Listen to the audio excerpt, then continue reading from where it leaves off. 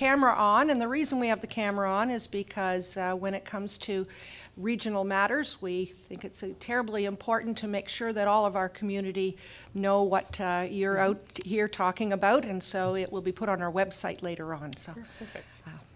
I think the presentation, there we go. All right. So good afternoon, Madam Mayor, members of council. It's a real opportunity. Thank you very much for the opportunity to speak with you today. My name is Lisa Gonzalez, and I'm the Director of Strategies and Partnerships with York Region's Community and Health Services Department. And co-presenting with me is Paul Freeman, who is our Director of Long Range Planning. So today I'm going to be speaking on behalf of the Human Services Planning Board of York Region. And Paul and I are really here to provide you with an update on some of the work we're doing around housing initiatives and incentives in York Region in partnership with the local municipalities. So through our presentation today, Paul and I are going to talk to you a little bit about the trends around in housing and some of the challenges that we're seeing around affordability and rental supply. We'll also be presenting to you some important partnerships that are currently underway between regional staff, the Human Services Planning Board, and the Town of East Gwillimbury and other local municipal partners who are on a working group currently exploring local affordable ownership and rental solutions. So through my presentation, we'll also talk about the region's role in administering the social and affordable housing program, and Mayor Haxon sits on our Housing Working Board, so a lot of this information probably isn't too new to you, but certainly very familiar. In terms of affordability and income, Paul will also be talking about some of the trends around income, the affordability, and what that looks like by location across York Region. And then we'll wrap up with some next steps and sort of talk to you about the work we're doing with our local municipal housing working group. So this slide here probably, I think, is shocking, in terms of house prices, but I think you probably have seen a lot of this information in the media as well. What we're seeing is that housing prices across Southern Ontario are increasing dramatically, and this is a real issue for many municipalities in the GTA, including York Region. We know that the cost of buying a home really is unaffordable for many, and that many of our residents are going to be struggling to get into the home ownership market. So a couple of stats I wanted to share with you on this slide. When we look at the resale prices for a single detached home, we can see that that's now well over or close to $1 million at the end of 2016, and that's, so in terms of the resale homes, that's over 1.1 million currently, or at the end of 2016, and that has increased by about 988,000 since 2015. The other interesting trend that we're also seeing is that we're seeing that resale prices are actually outpacing new home sales, which is something that is unusual and one to watch definitely. The other interesting factor here on this slide is that incomes. When we look at how people are faring in terms of their incomes, we know that those incomes are not rising as fast as the housing prices. And in fact, over the last 10 years, housing prices have increased, or resale housing prices have increased by 138%, whereas average hourly wages have increased by about 20%. So you can see there's an increasing gap between the amount of money people are making and the cost of owning a home. It's making it very challenging.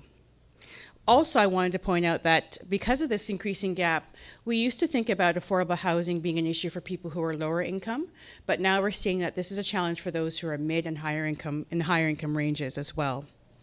Looking at supply side of the equation, and I think the statistic here that I really wanted to point out here is that over the last 5 years, there's only been about 101 new private market rental builds in York Region, which is very, very low for a municipality our size. And in fact, that this is also leading to a very low vacancy rate in York. We're at about 1.5%, which is about half of what is considered a healthy rental market vacancy rate. So one of the solutions that we have been working on together with the local municipalities and with other partners is around rental housing. That's one of the solutions we're looking at. But the issue that we have is that we're not building enough in York. So we're really here today to talk about some of the work that's underway through the Human Services Planning Board and others to try and address this issue of supply. So that brings me to the board.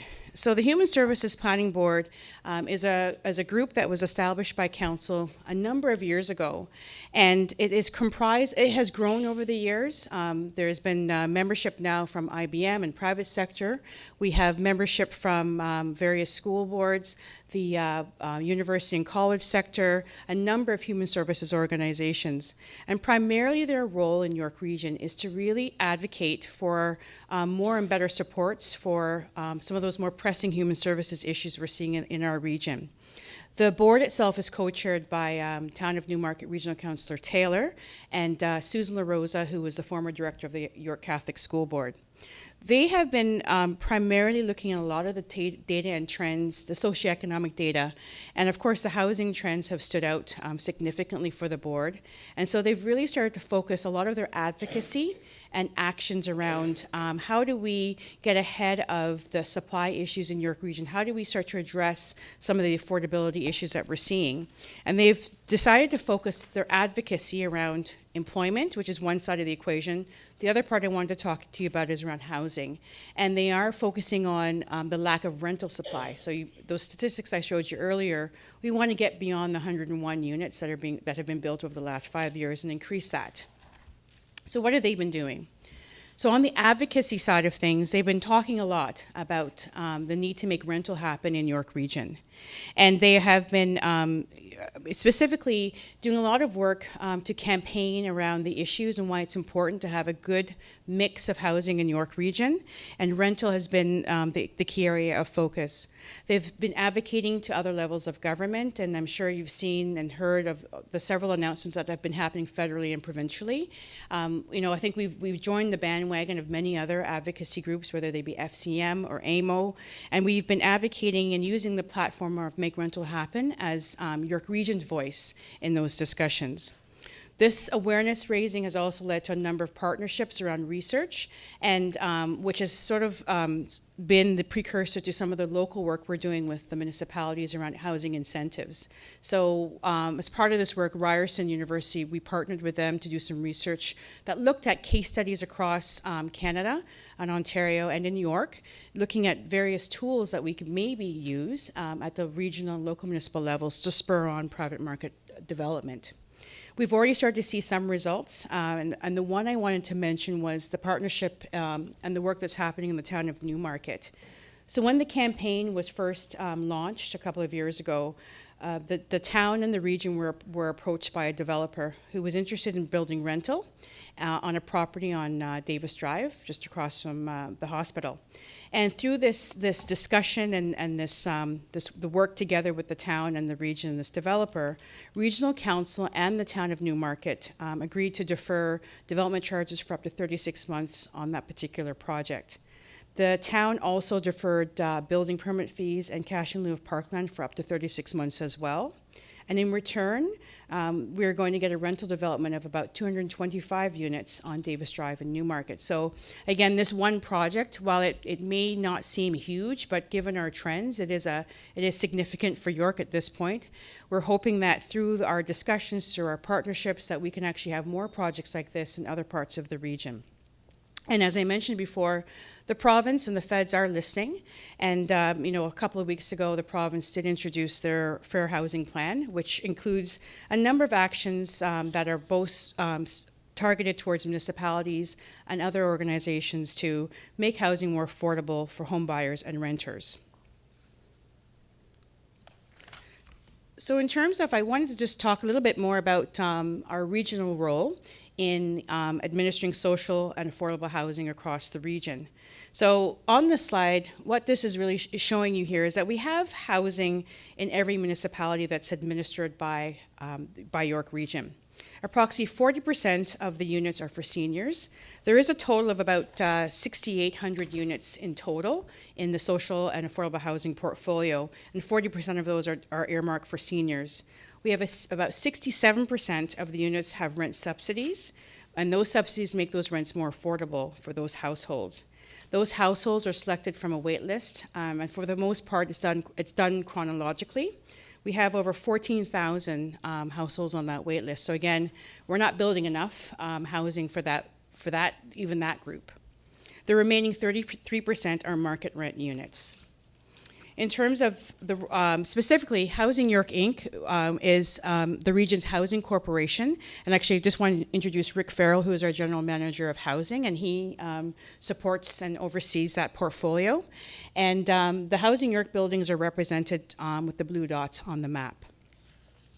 When we drill down specifically into the town, in the town of East Gwillimbury, there are 2 social and affordable housing communities administered by the region, with a total of 66 units, and both of those communities are for seniors. There are currently no regionally administered affordable housing communities for singles and families in East Gwillimbury, and I know that's something that I know that the mayor has talks about a lot, and I know that there's an opportunity, we hoped, to start to look for more specific partnerships with the town in that area. There are also 2 emergency and transitional housing locations. Leader Place, which you are familiar with, which has 60 emergency housing beds, and Porter, which has 29 beds for single men. And both of these locations are owned by Housing York Inc. So I guess the bottom line here is that we know that there's a need for more affordable housing options in the town of East Gwillimbury.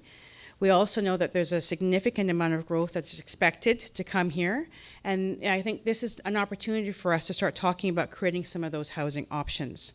And as you've heard before, the town's population is expected to grow by 122% over the next 10 years to over 53,000 people. So again, this will make this municipality the fastest growing in York Region. We are hoping that this growth creates opportunities for affordable housing. And as always, I know Rick always has my pitch to you today is that we want to continue to look for opportunities and innovative solutions, whether it be through contributions of land perhaps, or partnering on developments to include some housing. Those are all things that we'd like to talk to you about as discussions, as we pursue more discussions. Also, I wanted to mention as well, we've just at the region launched our seniors strategy as well, and Mayor Haxon is also part of that task force, and there's been quite a bit of discussion around housing and the need for more seniors affordable housing and options. And so again, all of this work supports that for an aging population as well. If we can get the housing options right, again, we're supporting this ever-increasing population as well. So that concludes my part. I'm going to turn it over to Paul to continue the rest.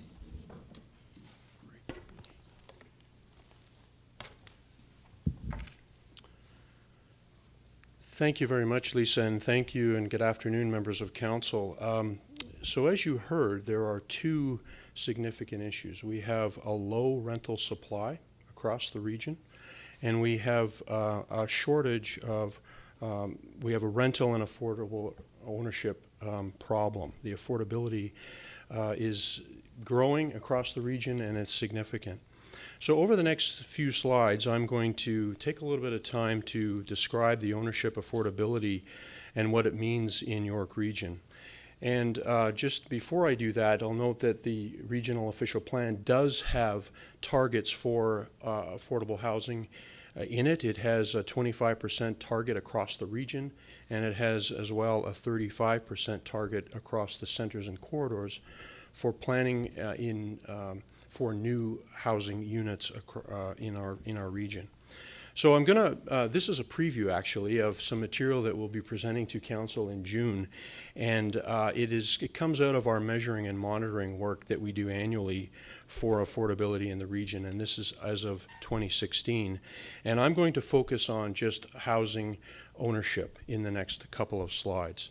So this slide represents, this graphic represents all of the households in York Region, and each box represents 10% of all of the housing. And based on the provincial definition of what is affordable in terms of ownership, it is based on the maximum income of 60% of all the households. So 60% of all the households, that is the maximum income of that group is what represents affordability in the provincial definition. So what it means as of 2016, from our monitoring, based on that income of the 60th percentile, the maximum income in York Region is just over $116,000. And in terms of home ownership, or affordability, that represents 467,739. So this is our monitoring and measuring as of 2016. So we feel that the 40% that is above that threshold is likely to be able to find housing in the private market. And it means that for the 60% that is below that threshold, there is broad and varied need for additional housing. The lowest earning 40% of households likely need some form of assistance, and this is as Lisa has described earlier in the presentation. What we're focusing on in a lot of the work that we'll be talking about in a minute is what we call the mid-range housing.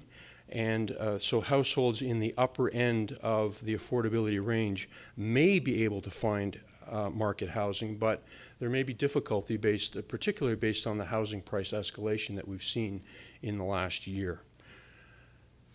So what that means, and this is from our monitoring work that we have done, is that households in the upper end of the affordability range may be able to find housing.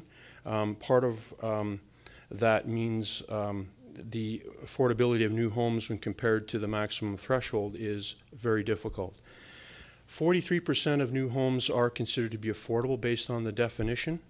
And our additional analysis shows that 26% of new homes are affordable at the 50% percentage of home households.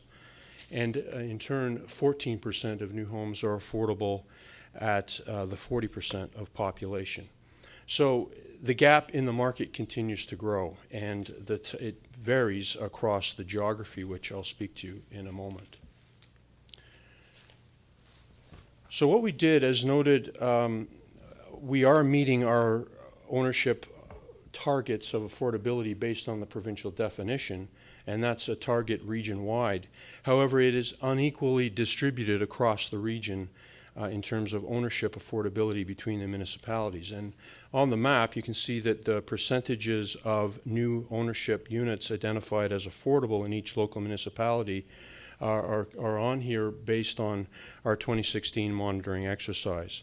And you'll note that a number of municipalities are meeting the affordable threshold, the target, including the southern three municipalities, which have higher volumes of growth, which is great. However, even within those municipalities, affordability is not evenly distributed, and it leads to pockets of affordability issues rather than an even distribution that we'd like to see across the region among complete communities. What we've done is in middle of next year, we did a bit of a snapshot in time to understand what housing prices are in the region, across the region in each local municipality. And when we take a look at the affordability options within municipalities, you find that there are high-density options in the more southern municipalities and some limited ground-related options in the more northern municipalities. And this is just to give you a visual of what is generally affordable. Images are resale monitoring, and I'll note that in East Gwillimbury, we did not find any examples below the threshold. And this was just at the point in time when we did this exercise, and over a few weeks around that time, we did not find any examples that met below the threshold. So the affordability calculation does not include condominiums fees for those apartment units. 94% of the 2016 affordable ownership units are in fact high density, and the vast majority of these would have condominium fees associated with them. And although these units may be affordable to purchase, when you factor in the carrying costs with that, they may not be affordable to carry. So overall, across the region, there have been some positive results from the current housing market. We're meeting our overall target. We have strong growth in the region. We have increased diversification of the built form, strong support from the region and community agencies to address the need at the lower end of the spectrum. However, there continues to be housing gaps, as you can see, across the region. Our rental supply is too low, as Lisa has identified, our affordable ownership supplies is becoming increasingly constrained at the greater depths of affordability. And our affordability is not evenly distributed between and within our municipalities. There is a lack of family-sized units, and housing prices, as you know, continue to increase very rapidly. So what are we doing about it? We know that we can't solve this issue alone, and it will take all levels of government to work towards solving affordability problems. To begin to help address the housing issues that I've identified, Regional Council endorsed the establishment of a York Region and local municipal housing working group. And we have had our first meeting earlier in this year in December, and we've had 3 meetings to date. The focus of the working group is to collectively develop a housing incentives framework to address housing supply and affordability issues faced primarily by that mid-range level of affordability that I described on that continuum chart. It consists, our housing working group consists of local municipal planners partnered with regional planners and housing staff at the region. And together, the plan is to investigate solutions. We collectively want to find solutions that work towards addressing affordability issues in that mid-range housing group. And the focus of the group is to collectively develop a housing incentives framework that we'll be reporting on to Regional Council later this year. The slide just gives you a little bit of a breakdown of the meetings that we've had so far among the working group members. We started with a bit of a housing 101 to educate on what the region does from a housing service provider perspective, as Lisa's identified. And in February, we had a session with federal and provincial governments to identify their perspective on the housing affordability issues and incentives and funding based on existing and future programs. The province also provided some insight into inclusionary zoning, and there are some new recent legislation around inclusionary zoning for providing affordable housing through zoning bylaws. Inclusionary zoning, we're working with municipal partners to understand that, and with the province to understand the regulations that will come out of that. And where we're headed is to, based on a March brainstorming session that we had, to look at some of the financial implications of incentives and come up with an incentive framework. So the work and the strengthening of our partnership is invaluable. And as we move forward to address housing supply and affordability issues, we first of all want to thank you and your staff for the ongoing support and participation as part of our working group as we continue to work together to find solutions. The housing working group is currently exploring potential incentives, and this slide just gives you some categories of some potential elements that we're considering. Incentives themselves and offsets may include financial incentives with offsets relating to fees or development charges, grants, loans, taxes, and tax increment equivalent grants as examples. Incentive vehicles are tools which are intended to deliver and facilitate the incentives, and examples of this are community improvement plans, inclusionary zoning itself, municipal capital facilities bylaws, and agreements. And there are various segments of the market. There may be specific segments that we want to target that warrant distinct approaches to incentives. So, for example, ground-related ownership versus high-density ownership, and primary rental versus secondary rental, which are units that are owned but are also rented out by that owner. Geographic focus, targeting specific areas, so examples might include incentives that relate to the centers and corridors versus new community areas. Policies and zoning approaches, pre-zoning areas for rental housing, and using the community benefits section of the Planning Act that may encourage ownership or rental and affordable units. So to wrap things up, our next steps are that we will continue through 2017 to work together with staff at both the regional and local level to work as part of our working group to find housing solutions. The Human Services Planning Board continues to work to raise awareness and the need for more affordable housing options, including rental housing, bringing together governments, the building industry, and corporate leaders. And finally, as a reminder that your communities, as they continue to grow, please consider opportunities for partnerships with the region, opportunities where we can work together, and including with other stakeholders, to lead to more local affordable housing options. And that concludes our presentation. Thank you, and we're happy to take any questions. Thank you very much. Questions? Councillor Roy DiClemente? Thank you, Madam Mayor. Through you to our presenters, thank you for that presentation. I wanted to make sure that I understood correctly that threshold for affordability being when you have a maximum household income of $116,000, that your maximum affordable housing price is $467,000. Correct.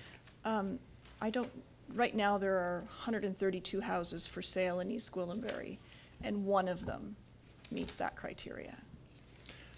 That's the message you're giving us? That's the message. That's precisely the problem of why we need to look at the monitoring and the measuring of the data and the affordability, the prices that exist out there, and the gap between what's affordable, and the reason why we need to find some incentives or look towards an incentive type package, or at least explore it, to find options for encouraging more rental and ownership homes. And so through you, would it be your opinion that, I guess from my perspective, most of our inventory, the majority of our inventory is ground-based inventory, and where you're seeing the higher levels of affordability is where you have perhaps condo product that exists in the market, where we don't necessarily have that here? That's really what's happening then? That's correct. The lower okay.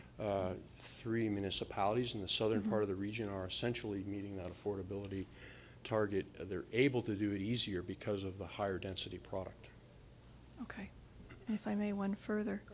I'm wondering if any of your studies have also looked at the prices that are being charged for rents. Because if we look at what's available to rent right now, a lot of those rents are in the $2,000 a month range, which is also challenging for somebody who's making under $100,000 a year to be able to afford as well. So it's not just about home ownership, it's about having a roof over your head. That's correct, and we have looked at rental. Our presentation is focused on the ownership affordability, but absolutely there are issues with the rental market. I don't know if you want to add anything, Lisa. Through you. So that is a huge issue, and because of the imbalance of our supply and rental as well, the market, what people are charging is extremely high. And so that's why the board is working on the supply issue. We're trying to create that market to get at least more supply. The affordability part is still an issue and that's where more housing programs and subsidies, as we mentioned on the lower end of the spectrum, may help.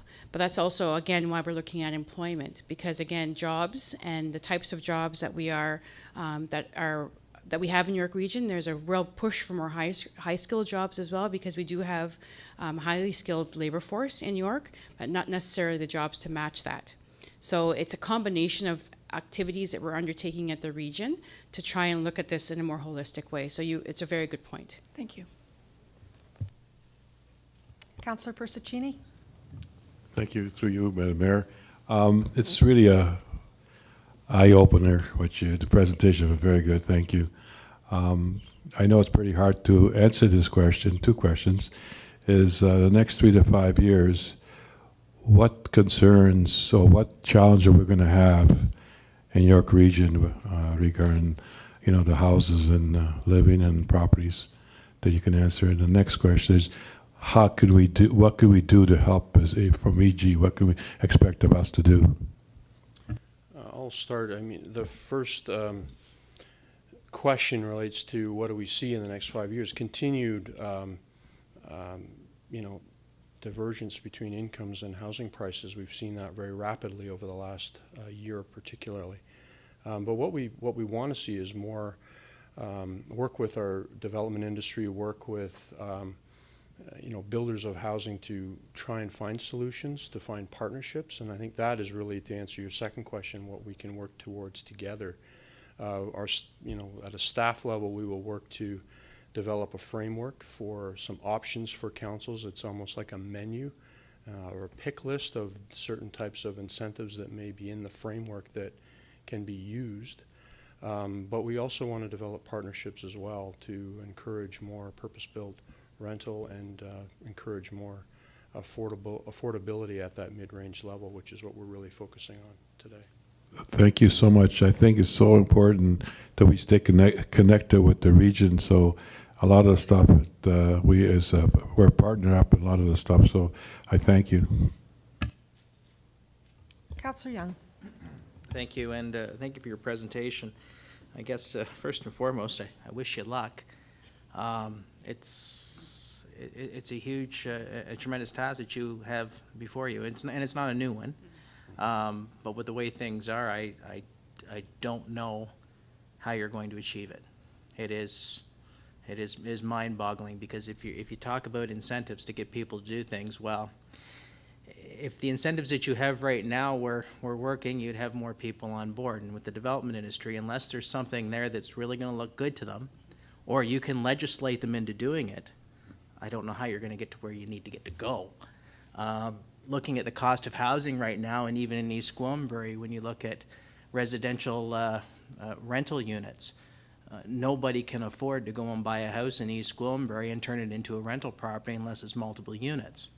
And there's a lot that needs to be done to even bring that up to code, whether it's from a building code standpoint or a fire safety standpoint, to be able to generate that amount of revenue to be able to justify creating rental units within existing building stock within East Gwillimbury. I'm just speaking for East Gwillimbury right now.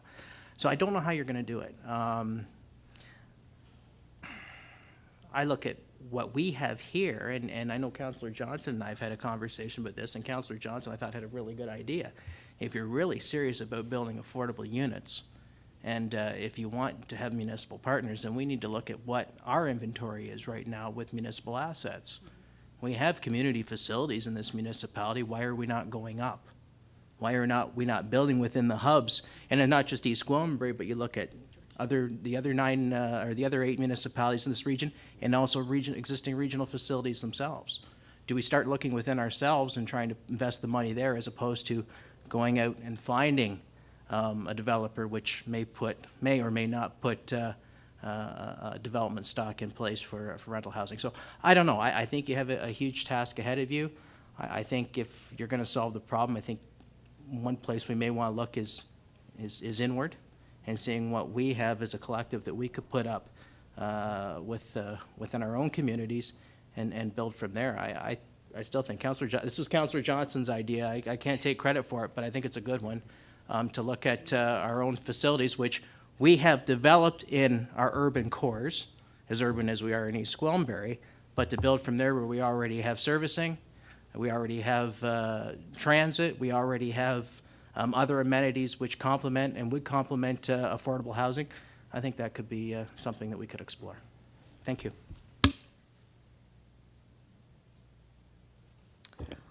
Well, as you know, when I look at the map, we know that we don't have affordable housing for families in our community, but it's very telling when you put it on a map, and we're the only ones that don't.